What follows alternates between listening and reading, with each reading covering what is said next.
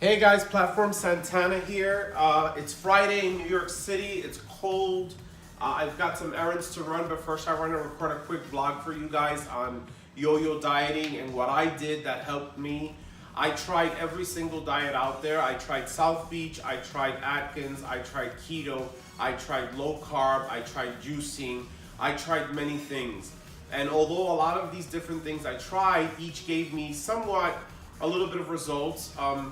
Nothing changed for me, nothing improved overall until I actually started taking control of the things that really mattered. None of the diets that you will try out there will do anything for you if you don't create your own individual plan. When I say individual plan, I mean that if you do, let's say, South Beach, and South Beach tells you to eat all these fatty foods and to avoid refined carbs, etc., you're good as long as you're on them. But there's gonna come a point where your life is gonna take a normal position.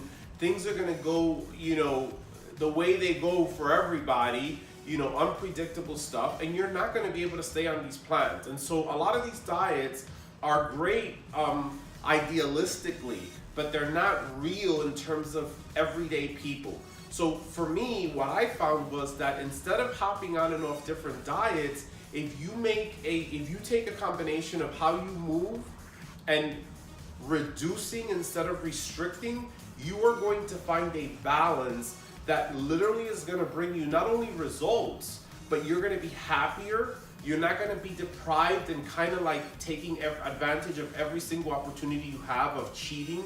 You're going to actually see results. So what I did and how I got off all the bouncing back and forth was, I said to myself, instead of not eating carbohydrates, instead of not consuming alcohol at all, I just reduced the amount of stuff that I consumed that was not really the best for me. But in order to be able to do that, I changed the way that I move. So I increased my activity of daily movements. When I went to the gym, I did more exercises that caused my heart rate to go up and for me to sweat and for my body to just be challenged. And it is the bottom line, guys, and I'm telling you, I'm living proof of this. It really all boils down to how you move.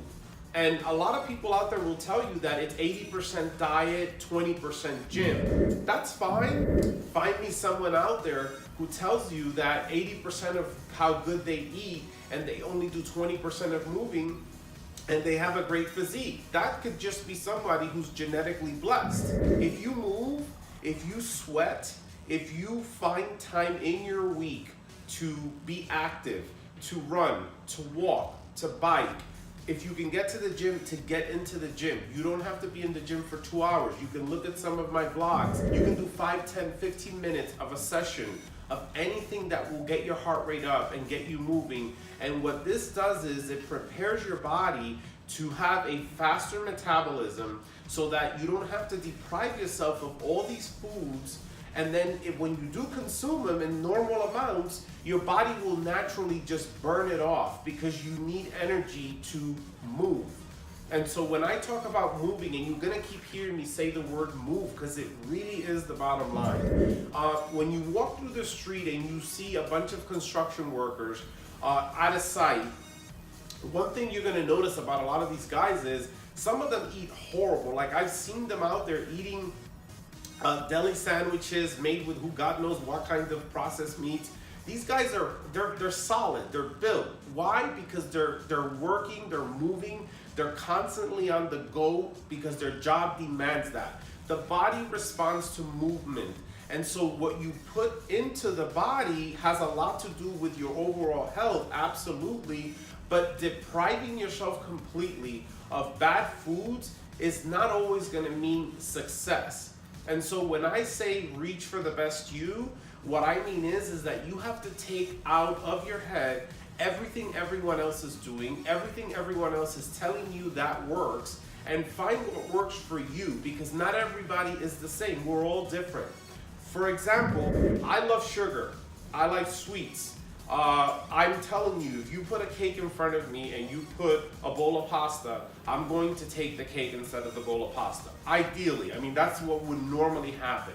So how I changed that behavior was that what I would do now is I would take a spoon of the cake, eat it, taste it, put it back. I don't eat pasta, I'm not big on pasta, so obviously I wouldn't take the pasta, but I would then make sure that I get some chicken or some beef, or I would make sure that I get, you know, a nice salad. I'm not big on greens. If I eat greens or salads, I like them seasoned very well. Flavor is very important to me. But it's all about choices. It's about the choices that you make. If you're out there and you're yo-yoing and you're getting on all of these different diets and you're spending tons of money on juicing because supposedly if you juice for 5-6 days, it's gonna cleanse out your system. You know, none of that's gonna help you until you decide to tailor something that works for you, that you can live with, that you're not miserable, and that you're happy with.